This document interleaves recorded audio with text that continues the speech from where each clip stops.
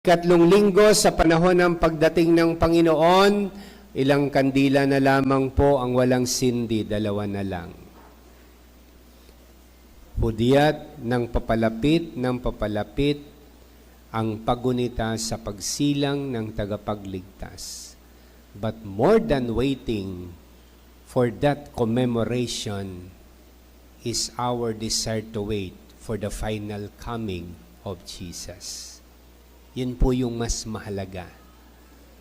Yung maghintay tayo, hindi lamang sa paggunita sa Pasko, kundi sa kanyang muling pagbabalik. Kahapon po ay ginanap ng ating diocese ang Jubilee for PDLs, Persons Deprived of Liberty.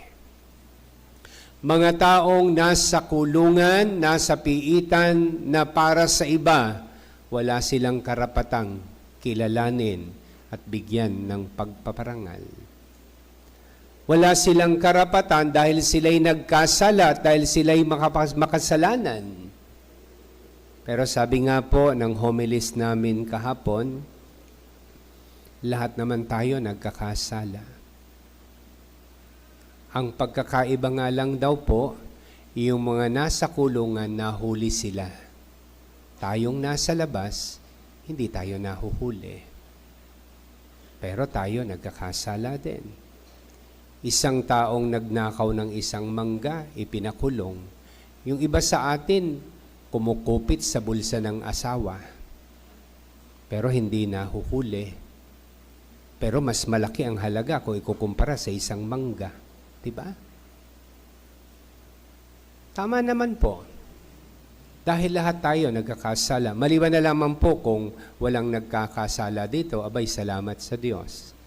At sabi ko nga po, yun ang nakakalungkot kasi alam naman natin na tayo nagkakasala pero kinukulang tayo ng pagpapahalaga sa sakramento ng pakikipagkasundo o sacrament of confession. At alam nyo ang sino ang unang-una kong pinapamanhikan na susuporta at tatanggap ng mga sakramento katulad ng banal na Eucharistia, katulad ng confession, yung mga naglilingkod sa simbahan. Kasi paano natin maipapakita sa mga taong ito na tayo ay naniniwala at papaniwalain natin sila kung tayo mismo hindi natin ito tinatanggap.